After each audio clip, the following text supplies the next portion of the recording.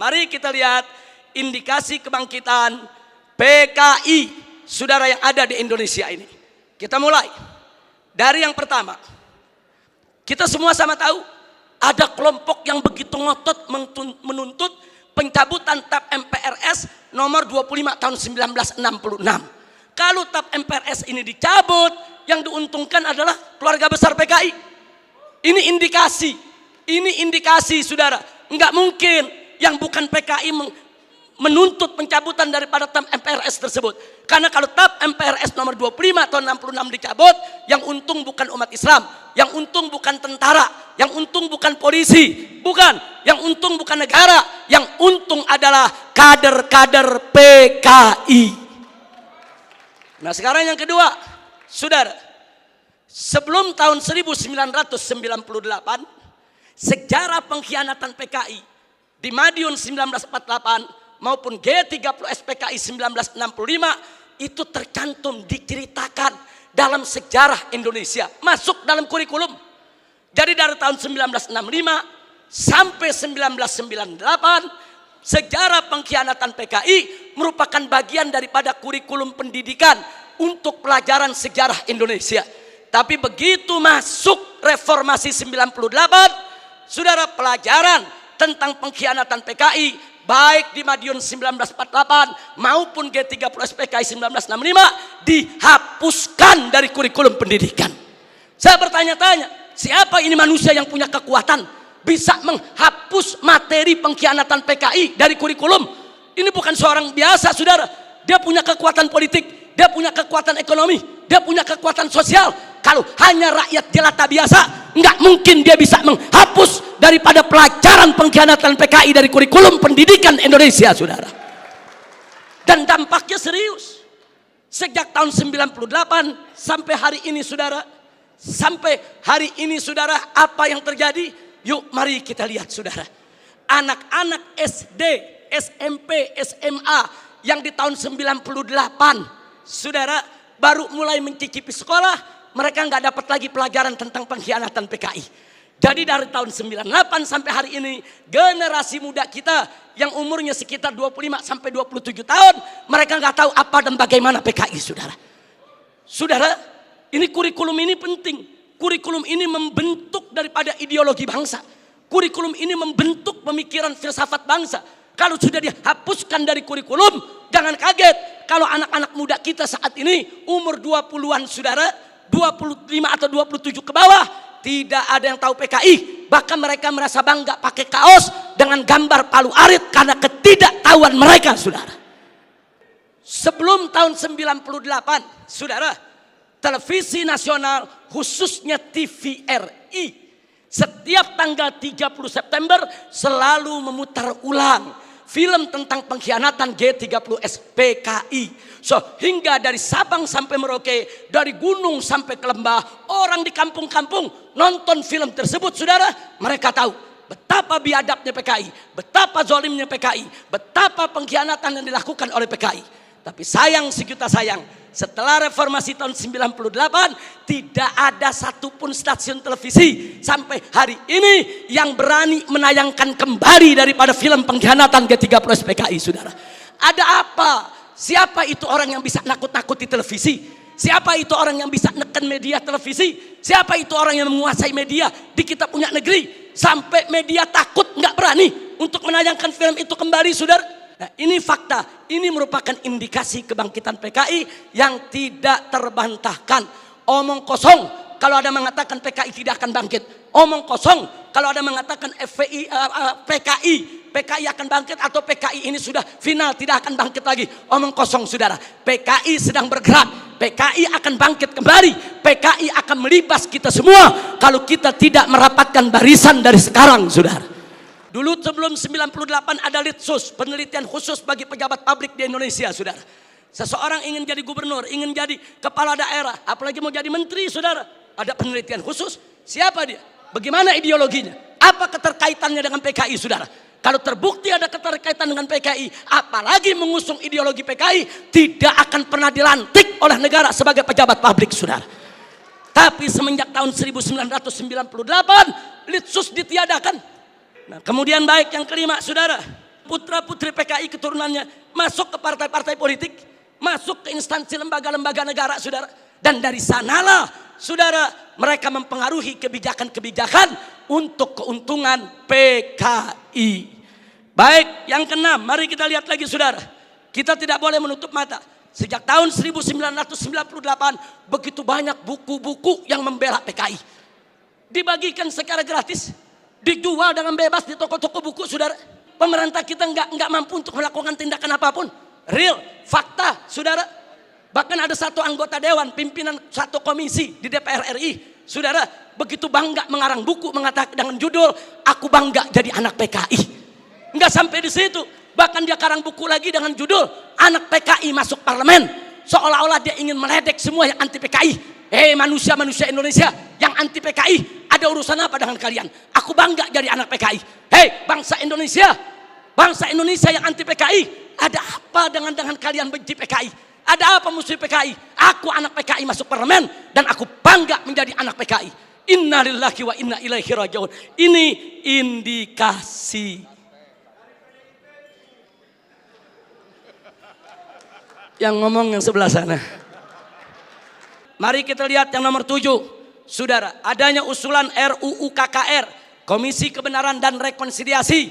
Ini juga tidak lepas dari peran-peran untuk kepentingan PKI. Kemudian yang ke-8, bagaimana Komnas HAM, luar biasa, saudara. Berikut LSM liberal yang menjadi LSM komprador, saudara, yang bersuara untuk kepentingan asing.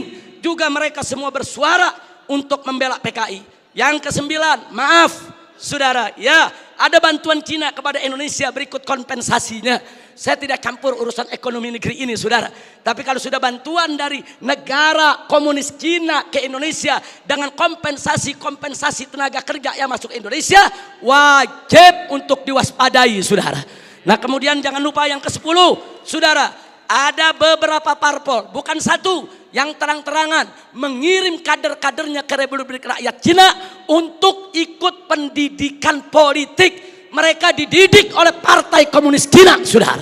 Ada apa? Ya, itu hak partai tersebut, itu hak pribadinya, saya tidak ikut campur. Tapi saya sebagai bangsa Indonesia punya hak untuk mewaspadai partai-partai yang menjalin kerjasama dengan Partai Komunis Cina, saudara. Yang ke-11, di mana-mana ada seminar, ada temu kangen, saudara. Di mana-mana ada temu kangen PKI, seminar PKI, saudara. Sementara, saudara, dari pihak aparat keamanan setengah hati untuk membubarkan mereka, saudara. Berapa kali di Taman Ismail Marzuki mereka menggelar acara, bikin kegiatan, saudara. Ada bentrokan dengan gerakan bela negara, dengan laskar-laskar FPI di beberapa tempat, saudara. Ada apa? Ada lagi anggota-anggota dewan yang merupakan kader PKI menggunakan kunjungan kerja mereka untuk membuka temu kangen kader PKI sebagaimana terjadi di Banyuwangi beberapa waktu yang lalu, saudara. Yang ke-12, pembentukan ormas Orsospol yang berafiliasi kepada PKI, pemutarbalikan sejarah PKI dan lambang PKI, saudara. Saat ini di kalangan selebritis kaum muda, dan maaf, sampai Menko Polhukam, maaf, harus saya sampaikan, saudara. Begitu kami protes adanya kaos-kaos berlogo PKI, Pak Menko mengatakan, saudara, tentara dan polisi tidak usah over, jangan berlebihan. Jangan kalau ada logo PKI dianggap PKI. Ini kan cuma tren anak muda. Logo PKI itu termasuk sosialisasi lambang PKI. Itu dilarang, saudara, oleh TAP MPRS nomor 25 tahun 66, dilarang juga oleh Undang-Undang nomor 7 tahun 27 tahun 99, dilarang juga oleh TAP MPR RI nomor 1 tahun 2003, dan dilarang oleh KUHP pasal 107 A, B, C, dan D serta E, saudara. Nggak bisa. Kalau itu sudah masuk larangan, seorang Menko Polhukam tidak berhak melindungi logo Palu Arit hanya dengan alasan itu adalah tren kaula muda, saudara. Takbir, Allahu Akbar, merdeka.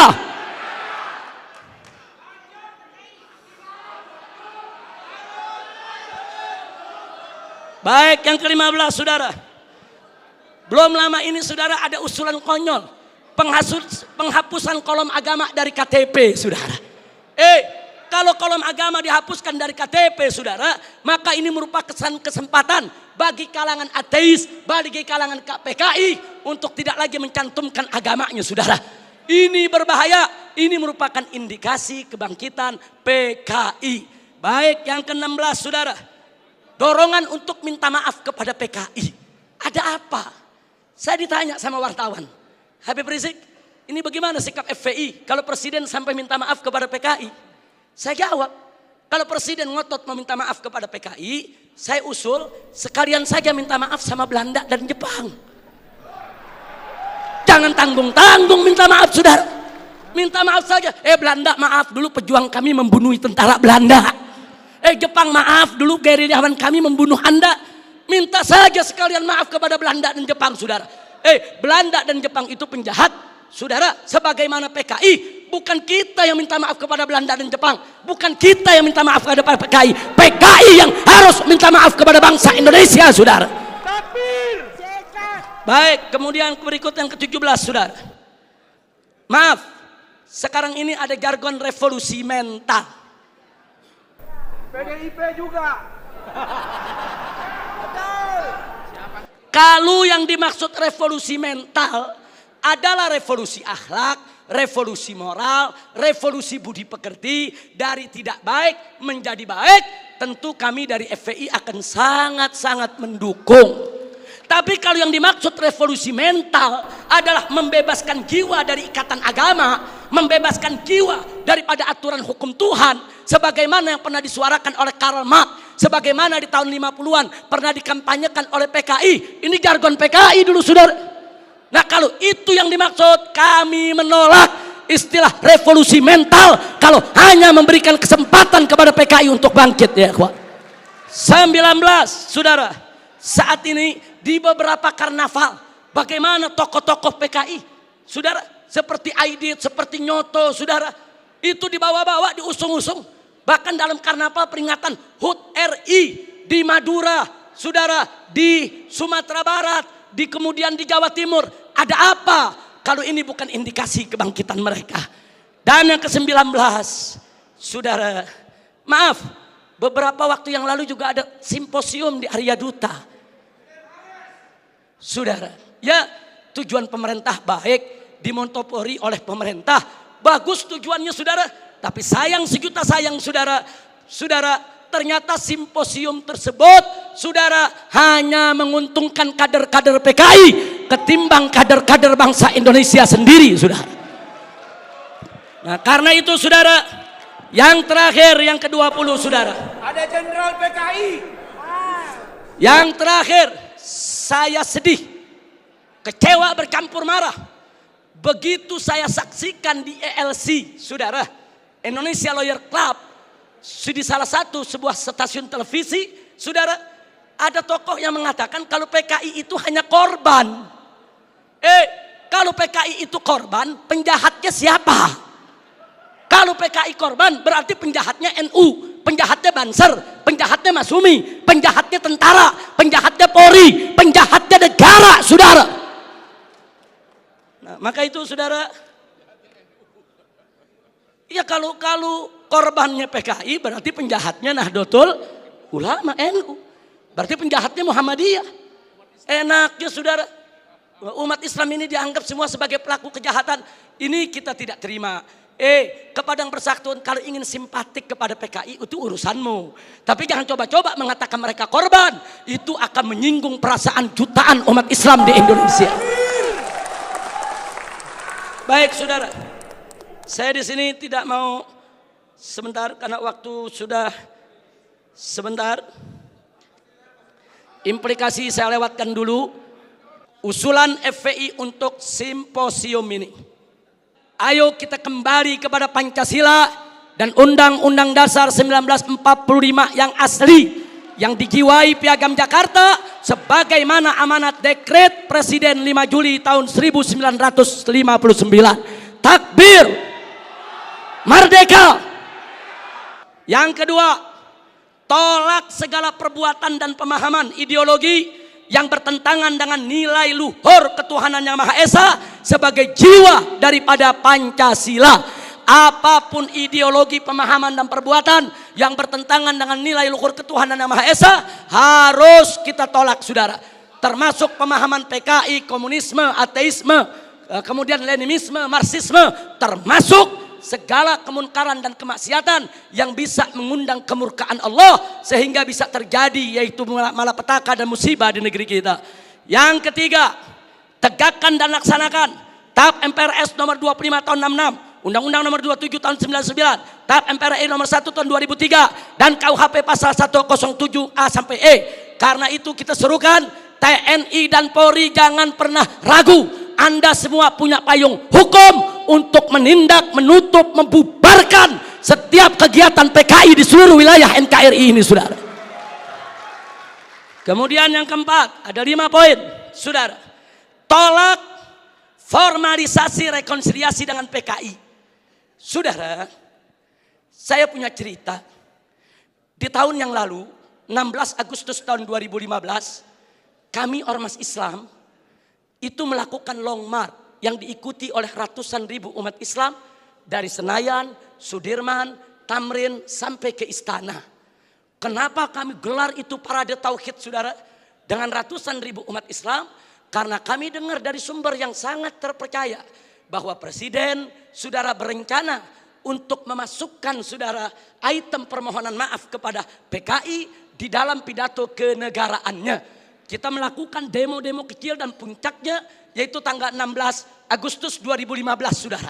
Nah, lalu apa, saudara? Di situ umat Islam sepakat kalau Presiden Jokowi tetap ngotot meminta maaf kepada PKI atas nama negara, kami akan serukan umat Islam, saudara, dan seluruh bangsa Indonesia dari Sabang sampai Merauke, kita turun ke jalan lengserkan siapapun presiden yang membela PKI, saudara. Takbir, merdeka. Nah, kenapa kami tolak formalisasi rekonsiliasi dengan PKI? Karena akan membuka luka lama sejarah dan bisa membuka pintu fitnah yang berbahaya. Yang ingin saya berbagi cerita, saya diundang oleh Menko Polhukam di rumahnya. Kami diajak dialog soal PKI. Saya tanyakan langsung kepada beliau, apa betul Presiden tetap akan minta maaf kepada PKI? Beliau saat itu memberikan jaminan, Habib, Presiden tidak akan minta maaf kepada PKI. Kalau sampai saya menyetujui itu, beliau tunjuk pengawalnya di sebelah Kopassus. Ini anak buah saya Kopassus akan tembak kepala saya. Nah, terus saya tanya lagi, saudara, kepada beliau, baik, tapi saya dengar Anda dapat tugas khusus dari Presiden untuk mencari formulasi rekonsiliasi nasional berkaitan dengan PKI. Nah, beliau jawab betul. Jadi beliau tidak menafi, saudara, betul. Saya dapat tugas bagaimana mencari formulasi rekonsiliasi kita dengan PKI. Baik, saya tanya, itu maksud rekonsiliasi itu apa, Pak? Tujuannya apa? Apa tujuannya? Oh, dikatakan supaya tidak ada dendam di antara kita, supaya kita hidup damai.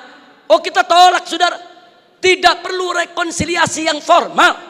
Sebab, saudara, rekonsiliasi secara alami telah berjalan di tengah masyarakat antara PKI dengan bangsa Indonesia, saudara. Artinya hari ini seluruh kader-kader PKI, keturunan PKI sudah mendapatkan hak sosialnya, hak sipilnya, hak budayanya, hak politiknya, hak ekonominya. Mereka minta apa lagi? Mereka jadi pejabat bisa, jadi pengusaha bisa. Mereka udah nggak diganggu oleh umat Islam, saudara. Itu rekonsiliasi alami, saudara. Tinggal kita minta kepada keturunan PKI tersebut, silakan kalian berkarya, silakan kalian ini berkarir, silakan kalian berjuang untuk bangsa ini. Tapi satu syarat, kami tidak akan ganggu kalian jadi pejabat, jadi bisnismen, jadi pengusaha. Tidak. Tapi syarat, jangan lagi bangkitkan ideologi komunis, jangan lagi bangkitkan partai komunis di Indonesia. Nah, tapi sekarang mereka minta lebih. Mereka minta partai komunis dipulihkan kembali. Dan lebih kurang ajarnya lagi, saudara, mereka minta negara minta maaf kepada mereka. Ini rekonsiliasi macam apa? Maka itu rekonsiliasi yang diformalisasi oleh pemerintah, saya khawatir ini akan membuka luka lama sejarah dan ini bisa membuka fitnah yang sangat berbahaya, saudara. Makanya tepat yang dikatakan oleh Kiai Haji Salahuddin Wahid, cucu daripada saudara pendiri Nahdlatul Ulama beberapa waktu yang lalu, kalau presiden pemerintah ini sampai minta maaf kepada PKI akan melukai seluruh perasaan daripada warga NU. Dan saudara, lebih telak lagi yang disampaikan oleh anggota Dewan Pertimbangan Presiden, yaitu Kiai Haji Hasyim Muzadi. Beliau sampaikan langsung kepada Bapak Presiden, kalau Bapak minta maaf kepada PKI, bukan hanya NU yang terlukai, seluruh umat Islam bangsa ini akan terlukai. Ini bahaya, ini negeri udah damai, udah tenang. Kita nggak ribut-ribut lagi soal PKI, saudara. Kenapa mau dikorek-korek lagi luka lama, saudara? Nah, karena itu, saudara, kalau ada usulan bongkar itu kuburan massal yang isinya PKI, apa seluruh kuburan mau dibongkar? Kuburan kiai-kiai, santri-santri, saudara, umat Islam yang mereka sembelih, apa semua mau dibongkar? Apa semua juga mau dibangkitkan kembali, yaitu luka lama yang sudah ada? Ini pertimbangan tidak rasional, saudara. Karena itu kami dari FPI menolak formalisasi rekonsiliasi dengan alasan apapun, saudara. Tapi kami menerima kader-kader keturunan PKI saat ini dikembalikan hak sosialnya, hak ekonominya, hak politiknya, saudara. Kita terima, mereka bangsa kita, mereka saudara kita. Silakan hidup bersaudara berdampingan dengan kita, dan mereka harus tunduk kepada Pancasila. Jangan lagi menghidupkan daripada komunisme. Sebagai penutup yang kelima, saudara, saya ajak semua yang ada di sini untuk menyerukan jihad konstitusional secara nasional melawan semua gerakan komunis dan neolib untuk selamatkan keutuhan negara kesatuan Republik Indonesia, saudara. Takbir, Allahu Akbar, merdeka. Itu saja yang bisa saya sampaikan. Hadirin Allah wa iyyakum ila siratal mustaqim. Wassalamualaikum warahmatullahi wabarakatuh.